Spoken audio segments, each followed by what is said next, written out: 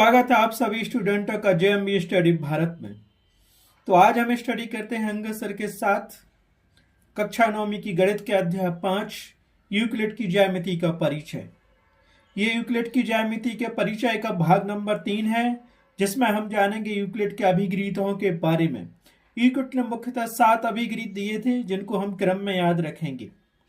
इससे पहले यदि आपने हमारे चैनल्स को सब्सक्राइब नहीं किया है तो प्लीज हमारे चैनल्स को सब्सक्राइब कीजिए, ताकि इसी प्रकार की सभी वीडियो आपको सबसे पहले मिल सके।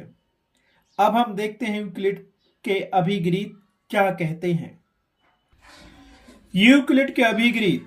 यूक्लिड ने मुख्यतः 7 अभिगृहीतों को दिया है, जो बिना उनके द्वारा दिए क्रम के नीचे दिए जा रहे हैं। ये बात यहाँ पे याद रखना, एक क्वेश्चन पटअप होता है कि यूक्लिड ने कितने अभिगृहीत दिए, तो आप यहाँ याद रखना है कि यूक्लिड ने मुख्य रूप से 7 अभिगृहीत दिए थे। उनमें से पहला अभिगृहीत क्या दिया है, क्रम से याद रखना। हम आपको यही याद कराएंगे और याद करना आपको पड़ेगा, क्योंकि वो यूक्लिड के 7 अभिगृहीत लिखने के लिए भी कह सकता है, उनमें से कोई एक अभिगृहीत भी लिखने को कह सकता है। बोल देगा पहला अभिगृहीत लिखो, तो आपको क्रम से याद रखना है कि पहला कौन सा है, 7वां कौन सा, दूसरा कौन सा। ठीक है, तो यूक्लिड ने जो पहला अभिगृहीत दिया है वो क्या है, वो कहते हैं वे वस्तुएं। वे वस्तुएं का मतलब बहुत सारी वस्तुएं हैं। वे वस्तुएं जो एक ही वस्तु के बराबर हों। ठीक है, बहुत सारी वस्तुएं हैं जो एक वस्तु के बराबर होती हैं, वे एक दूसरे के बराबर होती हैं। क्या परिभाषा दी, वे वस्तुएं जो एक ही वस्तु के बराबर हों, एक दूसरे के बराबर होती हैं। जैसे हम आपको एग्जाम्पल देते, बहुत सारी वस्तुएं दी हैं, 2 वस्तुएं दी हैं, एक तो दी है x और एक दी है y। ये किसके बराबर, मान लो 5 के बराबर दी हैं। माना कि एक वस्तु x बराबर है 5 के और दूसरी वस्तु y बराबर है 5 के, तो वही तो कहा कि वे वस्तुएं जो एक वस्तु के बराबर होती हैं, एक वस्तु के बराबर हों तो वे एक दूसरे के बराबर होती हैं। तो x बराबर 5 है और y बराबर 5 है, तो यहां हम लिख सकते हैं कि x बराबर y होगा। आया समझ में हमारे पास। तो ये कह रहा है कि वे वस्तुएं जो एक ही वस्तु के बराबर हों, वे एक दूसरे के बराबर होती हैं। तो हमने कहा 2 वस्तुएं एक वस्तु x है, एक y है, और ये दोनों वस्तुएं 5 के बराबर हैं, तो x बराबर 5 किया और y बराबर 5 किया, तो x बराबर y हो जाएगा।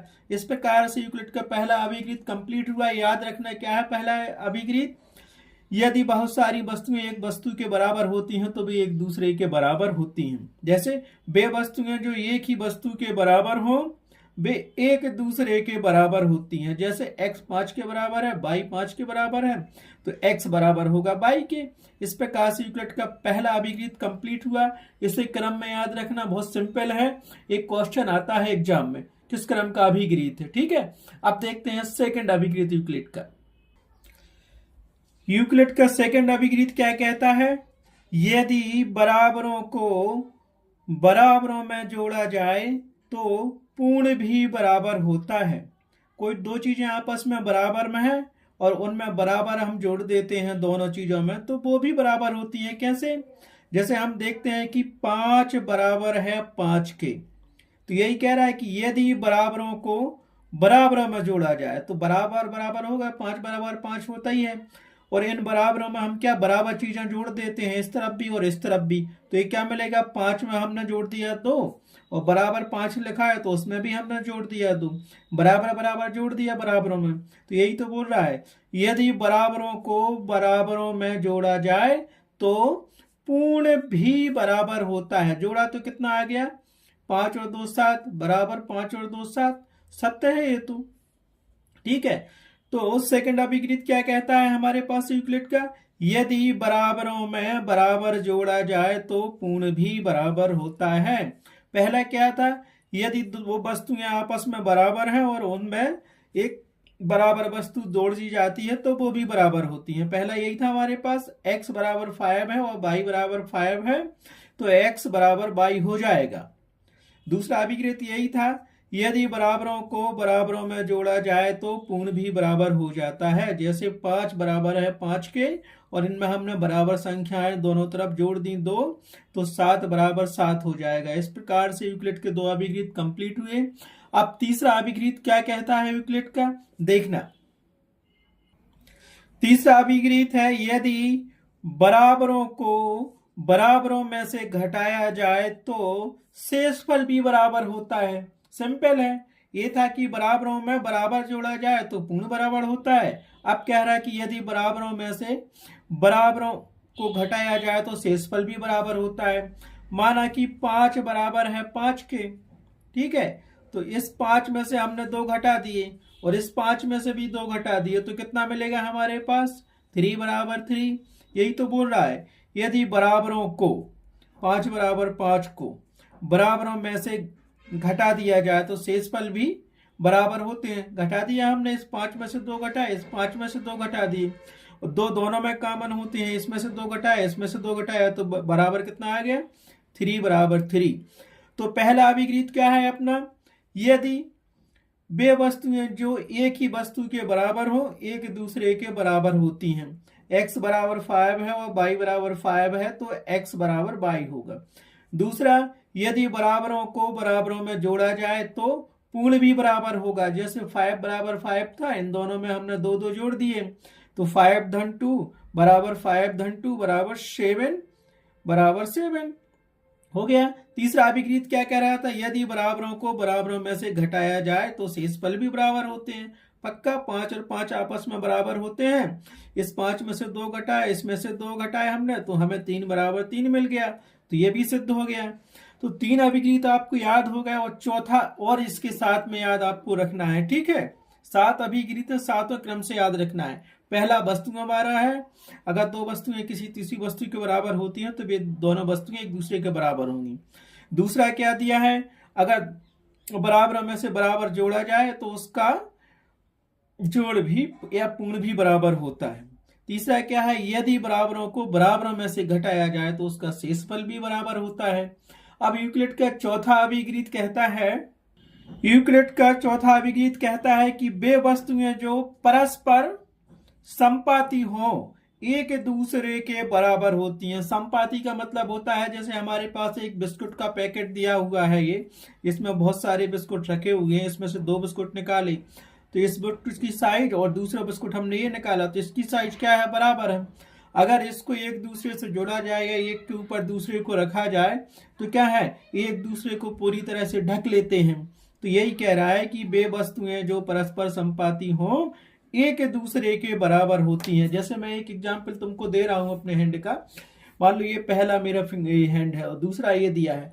अगर इसको हम ऐसा करेंगे और इसके ऊपर अपना दूसरा हैंड रख देंगे तो ये देखो बराबर हो गया। हमारे दूसरे हैंड ने ना इस पहले हैंड को पूरा ढक लिया और इस पहले हैंड ने भी दूसरे हैंड को पूरा ढक लिया। तो यही कह रहा है यूक्लिड का चौथा अभिगृहीत की वे वस्तुएं जो परस्पर संपाती हो एक दूसरे के बराबर होती हैं। ठीक है, परस्पर संपाती मतलब एक दूसरे को पूर्ण रूप से ढक लेती हैं। एक दूसरे को पूरी तरह ढकने वाली चीजें संपाती कहलाती हैं। यही संपाती वाला यूक्लिड का चौथा अभिगृहीत है। ये 4 अभिगृहीत आपको एक बार में पूरे याद रखने हैं। पहला तो वो है कि x बराबर 5 है और y बराबर 5 है, तो हमारे पास क्या मिलेगा, x बराबर y मिल जाएगा। दूसरा ये कह रहा था कि बराबरों में बराबर को जोड़ा जाए तो उसका पूर्ण भी बराबर होता है। तीसरा ये कह रहा था कि बराबरों में से बराबर घटाया जाए तो उसका शेषफल भी बराबर होता है। और चौथा अभिगृहीत क्या कह रहा था, परस्पर संपाती चीजें होती हैं, अर्थात वे वस्तुएं जो परस्पर संपाती हो एक दूसरे के बराबर होती हैं। अपने हैंड का एग्जाम्पल हमने दिया, वे वस्तुएं जो एक दूसरे को पूरी तरह से ढक लेती हैं संपाती कहलाती हैं, आपस में बराबर होती हैं। अब यूक्लिड का 5th अभिगृहीत क्या कह रहा है वो भी हम देखते हैं। यूक्लिड का 5वां अभिगृहीत है, पूर्ण अपने भाग से बड़ा होता है। पूर्ण अपने भाग से बड़ा होता है। जैसे एग्जाम्पल देते हैं कि ये क्या है, एक व्रत है, ये पूरा व्रत हो गया, इसको हमने पूर्ण कह दिया। ये 5वां अभिगृहीत है, अपने भाग से बड़ा होता है। इसके अगर हम कई टुकड़े कर दें, उसकी छोटी छोटी त्रिज्याएं निकली हैं ये, और इसमें से ये त्रिज्या बाहर निकाल ले इस व्रत में से, ठीक है, ये वाली त्रिज्या बाहर निकालना, तो ये हमारे पास क्या सर्कल बनेगा, ये सर्कल बन जाएगा। हमने इतना पार्ट बाहर निकाल लिया, ये वाला पार्ट निकाला हमने, ये वाला पार्ट इतना, तो ये वाला पार्ट छोटा है इससे, तो यही कह रहा है कि जो पूर्ण होता है वो अपने भाग से सदा बड़ा होता है। यही कह रहा है फिफ्थ अभिगरीत, पूर्ण अपने भाग से बड़ा होता है। यूक्लिड का पांचवा अभिगरीत है पूर्ण, पूर्ण अपने भाग से सदा बड़ा होता है। ठीक है, तो बिल्कुल निश्चित है कि इस पूर्ण में से हम छोटा सा टुकड़ा निकालेंगे तो ये टुकड़ा छोटा होगा, ये पूरा बड़ा होगा इससे। तो यही कह रहा है, हम पांचवा अभिगरीत याद रखना है क्या है, यूक्लिड का पूर्ण, जिसमें पूर्ण शब्द आ जाए मतलब पांचवा अभिगरीत है, पूर्ण अपने भाग से बड़ा होता है। इस प्रकार से यूक्लिड के 5 अभिगरीत कंप्लीट हुए हैं। छठवां अभिगरीत देखते हैं क्या कहता है यूक्लिड का।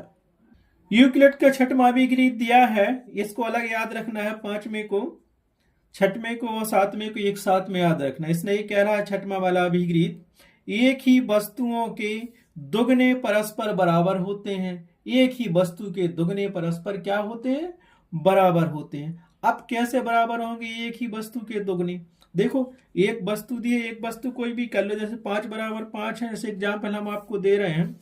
एक वस्तु के दुगने परस्पर बराबर होते हैं। मान लो 2 वस्तुएं हैं, एक 5 बराबर 5 बराबर तो है। अब इन वस्तु, एक ही वस्तु है ये, 5 बराबर 5 दिया है, तो एक ही वस्तुओं के दुगने परस्पर बराबर होते हैं। एक ही वस्तु, बहुत सारी वस्तुएं हैं एक सी, तो एक ही वस्तु दुगने की परस्पर बराबर होती है। तो 5 में अगर 2 का गुणा करें मतलब दुगना, और इस 5 में 2 का गुणा करें तो दुगना। तो यहां से क्या हो गया, एक ही वस्तु है 5 5, इसका दुगना कर दिया तो ये क्या हो गया 10, और यहां भी ये दुगना कर दिया तो हो गया 10। तो ये परस्पर बराबर हो गए ना। एक ही वस्तुओं के दुगने परस्पर बराबर होते हैं, अर्थात जो वस्तुएं परस्पर बराबर हैं उनका दुगना भी परस्पर बराबर होता है। याद रखना, ये यूक्लिड का क्या है, छठवां अभिगरीत है। अब यूक्लिड का 7वां अभिगरीत हमें क्या कह रहा है, एक ही वस्तुओं के आधे परस्पर बराबर होते हैं। अभी तो कह रहा है एक ही वस्तुओं के दुगने परस्पर बराबर हैं, अब कह रहा है कि एक ही वस्तुओं के आधे परस्पर बराबर होते हैं। अब आधे के लिए एग्जाम्पल आप क्या दे सकते हो, आधे का मतलब है जैसे हमने यहाँ गुणा किया, मान लो एक ही वस्तुओं के आधे, ये 10 बराबर 10 दिया है, एक ही वस्तु है, 2 जगह हमने लिख दिया, वो कह रहा है कि इसके आधे परस्पर बराबर होंगे। तो हमने 10 में 2 का भाग दे दिया यहाँ से, और इस 10 में भी 2 का भाग दे दिया, मतलब आधा कर दिया। तो ये क्या मिलेगा, 2 एकम 2, 2 पंचे 10, 2 एकम 2, 2 पंचे 10, तो 5 बराबर 5, मतलब आधा हो गया। तो वो यही कह रहा है यूक्लिड के अपने 7वें अभिगरीत में कि एक ही वस्तुओं के आधे परस्पर बराबर होते हैं। तो इस 6वें और 7वें अभिगरीत को आप ऐसे याद रखना, अगर वस्तुओं के दुगने परस्पर बराबर होते हैं तो वो हमारे पास 6वां अभिगरीत है, और वस्तुओं के आधे परस्पर बराबर होते हैं तो हमारे पास 7वां अभिगरीत है, और जिसमें पूर्ण शब्द आ जाए, पूर्ण अपने भाग से बड़ा होता है, वो 5वां अभिगरीत है। पहला अभिगरीत क्या कहलाता है, वे वस्तुएं जो एक ही वस्तु के बराबर हों, एक दूसरे के बराबर होती हैं। इस प्रकार से यूक्लिड के हमने 7 अभिगरीत आपको बता दिए हैं, इनको क्रम से याद रखना है। इनमें से कोई भी एक अभिगरीत वो लिखने के लिए पूछ सकता है, या सारे अभिगरीत लिखने के लिए पूछ सकते हैं। बहुत इंपॉर्टेंट पार्ट है, इसमें से 4 नंबर का क्वेश्चन आता है, चाहे सिंगल सिंगल पूछें या ऑप्शन में पूछें या खाली स्थान में पूछें। ठीक है, संक्षिप्त रूप में फिर से मैं यूक्लिड के अभिगरीत आपको बता देता हूं एग्जाम्पल के। पहला अभिगरीत क्या था यूक्लिड का, वो कह रहा था कि वे वस्तुएं जो एक ही वस्तु के बराबर हो, एक दूसरे के बराबर होती हैं। जैसे हमने लिया था x बराबर 5 है और y बराबर 5 है, तो x बराबर y हो जाएगा। ये पहला अभिगरीत था हमारे पास। दूसरा अभिगरीत क्या था हमारे पास, यदि बराबरों को बराबरों में जोड़ा जाए तो क्या था हमारे पास, पूर्ण भी बराबर होता है। जैसे हमारे पास बताया था 5 बराबर 5 है, और इस 5 में भी 2 जोड़ दो और इस 5 में भी 2 जोड़ दो, तो क्या मिलेगा हमें, 5 धन 2 बराबर 5 धन 2, तो ये क्या मिल गया, 7 बराबर 7। वही कह रहा है कि अगर बराबरों को बराबरों में जोड़ा जाए तो उसका पूर्ण भी बराबर होता है। वहीं तीसरा अभिगरीत क्या कह रहा था हमारे पास, यदि बराबरों को बराबरों में से घटाया जाए तो शेष फल भी बराबर होता है। जैसे ये 5 बराबर 5 है, तो इसको लिख दो, 5 में से 2 घटाया बराबर, इस 5 में से हमने 2 घटा दिया, तो यहां से हमें क्या मिलेगा, 3 बराबर 3, जो शेषफल आया वो भी आपस में बराबर है। और चौथा अभिगरीत क्या कह रहा था, संपादी वाला है। अगर दो चीजें एक दूसरे को पूर्ण रूप से ढक लेती हैं तो वो क्या कहलाती हैं? संपाती कहलाती हैं। अर्थात वे वस्तुएं जो परस्पर संपाती हैं एक दूसरे के बराबर होती हैं। जैसे हमने फिंगर दिया, 2 बिस्कुट लिए एक ही कंपनी के, एक ही पैकेट के, वो आपस में बराबर होते हैं, एक दूसरे के ऊपर रखेंगे तो बराबर कहलाएंगे वो। तो यही कह रहा है चौथा अभिगृहीत कि वे वस्तुएं जो परस्पर संपाती होती हैं एक दूसरे के बराबर होती हैं। और पांचवा अभिगृहीत क्या बताया था आपने? पूर्ण। पूर्ण अपने भाग से सदा बड़ा होता है। ये एक वृत्त दिया है, वृत्त का हमने ये छोटा सा पार्ट निकाल लिया तो ये वृत्त क्या बन गया? ऐसा। और ये छोटा वाला पार्ट हो गया छोटा, तो ये छोटा दिख रहा है, ये बड़ा दिख रहा है। तो पूर्ण अपने भाग से सदा बड़ा होता है। छठवां अभिगृहीत क्या है हमारे पास? एक ही वस्तु के दुगने। मान लो 5 बराबर 5 है, एक ही वस्तु है, इसका दुगना कर दिया जाए तो हमें क्या मिलेगा? 5 गुणित 2 बराबर 5 गुणित 2। तो ये क्या मिल गया हमारे पास? 10 बराबर 10। तो वो छठवें अभिगृहीत में कह रहा है कि एक ही वस्तुओं के दुगने परस्पर बराबर होते हैं। उसके बाद सातवां क्या है? सातवां कह रहा है कि हमारे पास एक ही वस्तु के आधे परस्पर बराबर होते हैं। अर्थात 10 बराबर 10 है तो इसका आधा करो, इसमें 2 का भाग दे दो और इसमें 2 का भाग दे दो, तो ये क्या मिल जाएगा हमें? 5 बराबर 5। तो ये भी सही है, एक ही वस्तु के आधे परस्पर बराबर होते हैं, आधे भी बराबर होते हैं। इस प्रकार से हमने यूक्लिड के अभिगृहीतों को आपको समझा दिया है। यूक्लिड के कुल कितने अभिगृहीत हैं? यूक्लिड ने अपने 7 अभिगृहीत दिए थे। ये क्वेश्चन 1 नंबर का यही पूछ सकते हैं कि यूक्लिड के कितने अभिगृहीत हैं, तो आप बोलोगे 7 अभिगृहीत हैं। यूक्लिड के 7 अभिगृहीतों को आपको क्रम से याद रखना है, ये बहुत इंपॉर्टेंट है और क्वेश्चन को सोल्व करने में आते हैं ज्यामिति के। ठीक है, प्रश्नावली सॉल्व करेंगे तो उसमें यूक्लिड के अभिगृहीत लगेंगे कि कौन सा कथन सत्य है, कौन सा असत्य है। ठीक है, इस प्रकार से यूक्लिड के अभिगृहीत का पार्ट नंबर 3 का वीडियो कंप्लीट हुआ। नेक्स्ट पार्ट में देखेंगे यूक्लिड के परिचय का अवधारणाओं के बारे में। Thanks for watching my video.